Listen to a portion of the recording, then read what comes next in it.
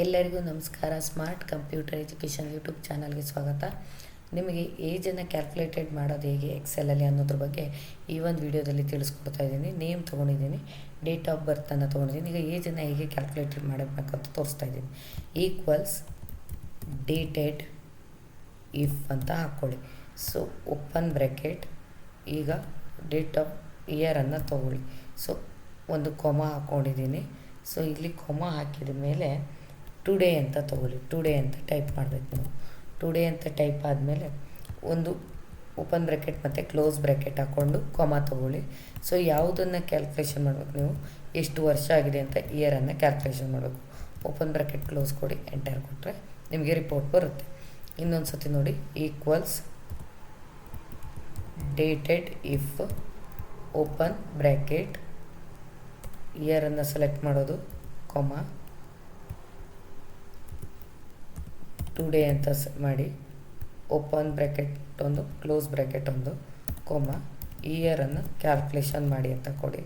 Open bracket close ಕೊಟ್ಟರೆ enter ಕೊಟ್ಟರೆ ಬರುತ್ತೆ. ಸೊ ಒಂದನ್ನು ಕಂಡುಹಿಡಿದ ಮೇಲೆ ನೀವು ಉಳಿದದನ್ನು ಡ್ರ್ಯಾಗ್ ಮಾಡ್ಕೋಬೋದು.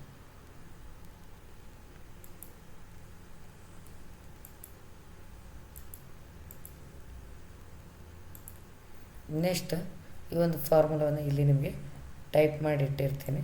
ಸೊ ನೋಡಿ, ನೀವು ಅದನ್ನು ಪ್ರಾಕ್ಟೀಸ್ ಮಾಡ್ಕೊಳ್ಳಿ.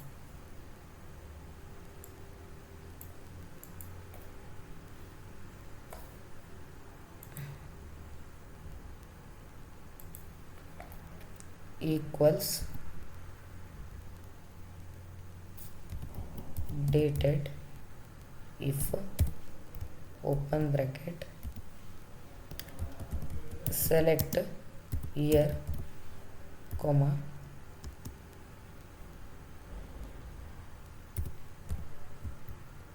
today, single open bracket close, comma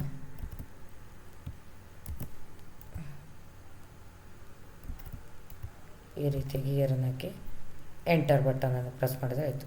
so ಈ ರೀತಿಯಾಗಿ ಒಂದು ಫಾರ್ಮುಲಾವನ್ನು ಅಪ್ಲೈ ಮಾಡೋದು.